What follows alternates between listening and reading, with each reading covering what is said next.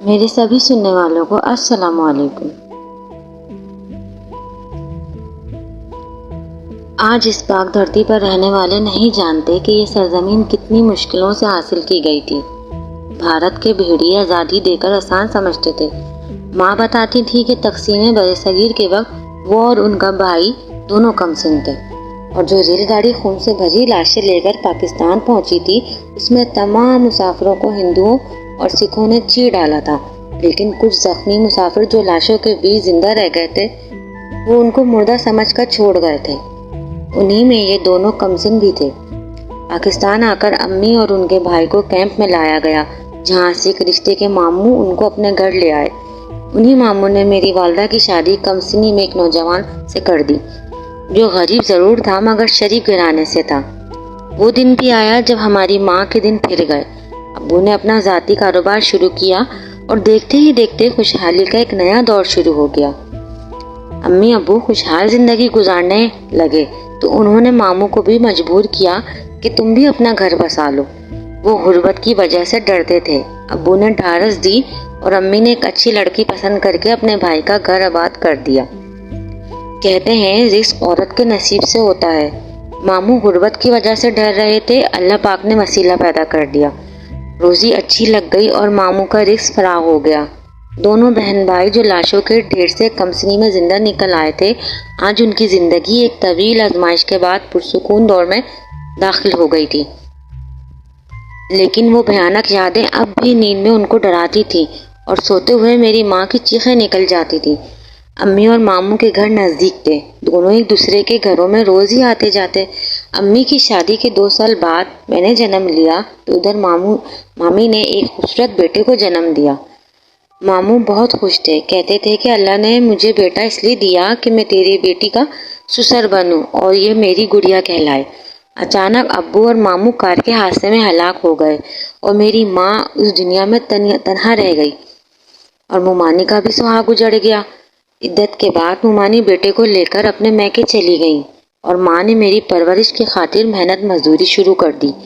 آخر کار زندگی کی گاڑی کو دھکا لگاتے ماں بوڑھی اور میں جوان ہو گئی۔ یوں سمجھ لیں اچھے دن بہت تھوڑے اور برے دن بہت زیادہ تھے۔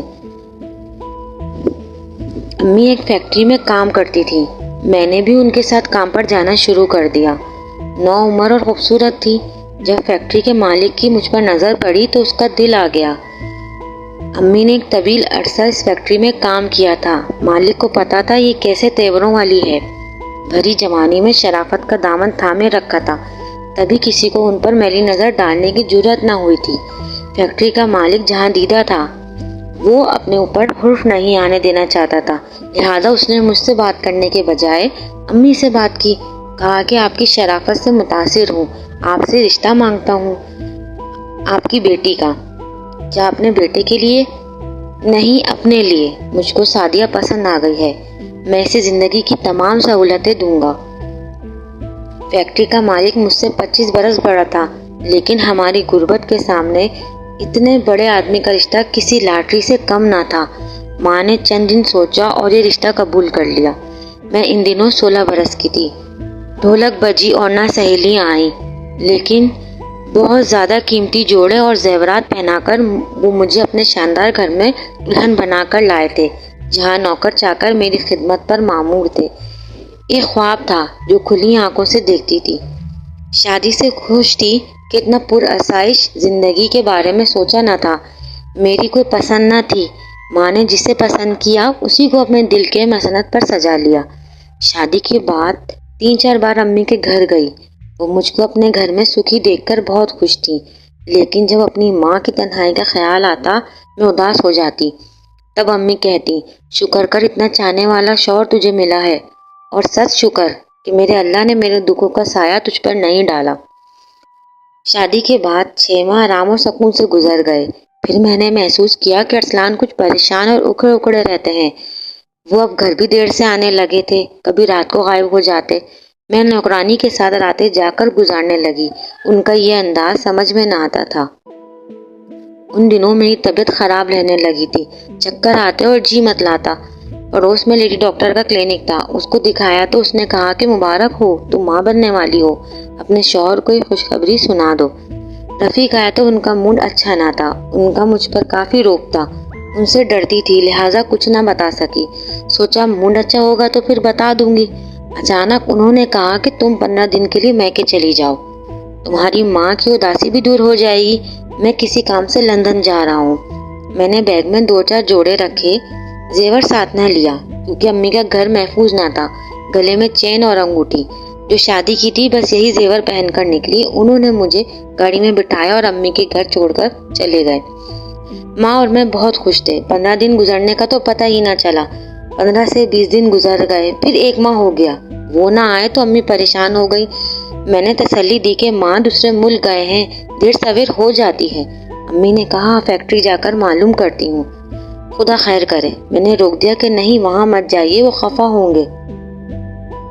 جب میری ارسلان صاحب سے بات ہوگی اس کے بعد انہوں نے فیکٹری جانے سے روک دیا۔ 1 ماہ اور گزر گیا، ارسلان کی طرف سے کوئی رابطہ اور نہ خبر ملی تو امی نہ رہ سکی، وہ فیکٹری چلی گئی۔ پتہ چلا کہ فیکٹری کو بکے 2 ماہ گزر چکے ہیں۔ چوکیدار نے البتہ ایک لفافہ دیا جس میں کچھ کاغذات تھے اور میرا طلاق نامہ تھا۔ رفیع صاحب مائیں فیملی لندن شفٹ ہو گئے تھے۔ مجھ میں یہ صدمہ سہنے کی تاب کہاں تھی، مجھ پر تو جیسے بجلی گر گئی، اپنے پیروں پر کھڑی نہ رہ سکی۔ نکاح نامہ میرے شوہر کے پاس تھا اور طلاق نامہ وہ چوکیدار کو دے گئے تھے۔ رو دھو کر ہم ماں بیٹی چپ ہو گئیں۔ سینے پر پتھر کی سل رکھ کر ماں نے خود کو حالات سے نپٹنے کے لیے تیار کر لیا۔ امی نے مکان تبدیل کر لیا اور ہم دوسری جگہ آ گئے۔ یہ محلہ نسبتاً اچھا تھا، لوگ بھی تعلیم یافتہ تھے۔ محلے کی خواتین کپڑے سلوانے آنے لگی، امی سے اچھی واقفیت ہو گئی۔ یہاں بھی میری خوبصورتی نے کام کیا۔ ایک خاتون نے میری والدہ کو ایک انجینئر کا رشتہ بتایا جو سعودی عربیہ میں ملازم تھا۔ انجینئر صاحب 2 بہن بھائی تھے۔ یہ نیک دل لوگ تھے۔ بات پکی ہو گئی تو ماں نے رخصتی کے لیے کچھ وقت مانگ لیا۔ رخصتی سال بعد ہونا تھی۔ یہ سال میرے لیے خوشی اور غم دونوں کا سال تھا کیونکہ میری والدہ نے میری پہلی شادی کا نام بتایا تھا۔ بات پکی کر کے دونوں بہن بھائی سعودی عربیہ چلے گئے اور جانے سے پہلے وہ ہمارے گھر فون لگوا گئے تاکہ بات چیت ہوتی رہے۔ خالہ سلمہ نامی خاتون امی کی سہیلی تھی۔ وہ امی کے ساتھ فیکٹری میں کام کرتی تھی۔ ان کو ہمارے تمام حالات کا علم تھا۔ جب بچے کی پیدائش کے دن قریب آئے، امی نے مجھے ان کے گھر بھجوا دیا۔ ان کو علم تھا کہ میری شادی ارسلان صاحب سے ہو گئی ہے۔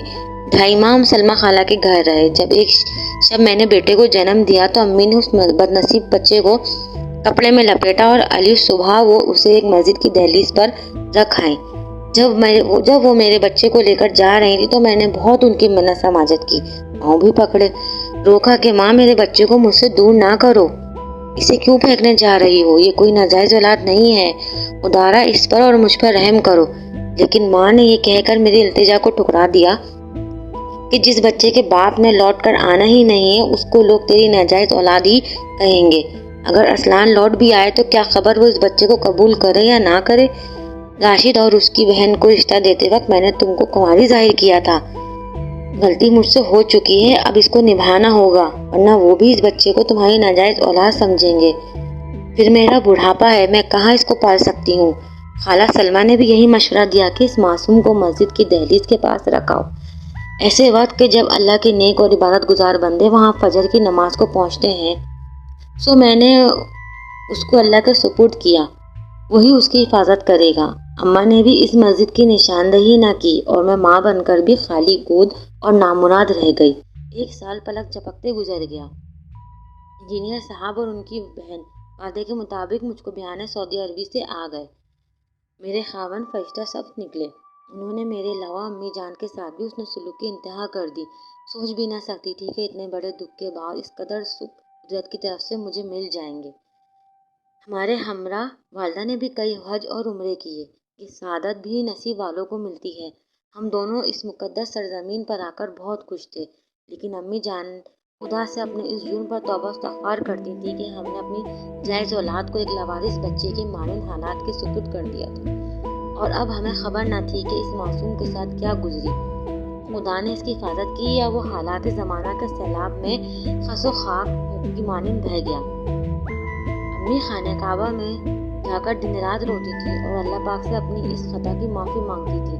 میں ہمیشہ جدائی کی آنکھ میں اندر اندر سلگتی ہی رہی۔ اللہ نے 3 برس تک اولاد نہ دی۔ ارشد حرم شریف میں جا کر اولاد کے لیے دعائیں کیا کرتے تھے۔ اس دوران امی جان فوت ہو گئی۔ ننن اچھی تھی، میرا خیال رکھتی تھی، مگر ماں کی جگہ کوئی نہیں لے سکتا۔ البتہ ارشد نے میرا بہت ساتھ دیا، میرے زخموں کو بھرنے میں انہوں نے بڑا کردار ادا کیا۔ اس دوران اللہ تعالیٰ نے مجھے صاحب اولاد کیا اور ایک بیٹا عطا کیا۔ افسوس کہ وہ بچہ اب نارمل ہوا۔ اللہ کی مرضی سمجھ کر ہم نے اسے گلے سے لگا لیا۔ اولاد جیسی بھی ہو، والدین اس کو پھینک نہیں سکتے۔ 2 سال بعد اللہ نے ایک اور فرزند عطا کیا، مگر وہ بھی نارمل نہ تھا۔ یوں میں اب 2 بیٹوں کی ماں ہو گئی، مگر دونوں بچے معذور ہیں اور میں ان کے غم میں کھلتی رہتی ہوں۔ ارشد اس حال میں بھی اللہ کا شکر ادا کرتے رہتے ہیں، اور میں سوچتی ہوں شاید مجھے اپنے پہلے بچے کی بد دعا لگی ہے۔ اس کو نہیں معلوم کہ اس کے ماں باپ کون ہیں۔ میرا کیا قصور ہے کہ میں تب بھی مجبور تھی اور اب بھی مجبور ہوں۔ مجھے یہ بھی نہیں معلوم کہ میرا بچہ زندہ ہے یا مر گیا ہے، کہاں ہے اور کیسا ہے۔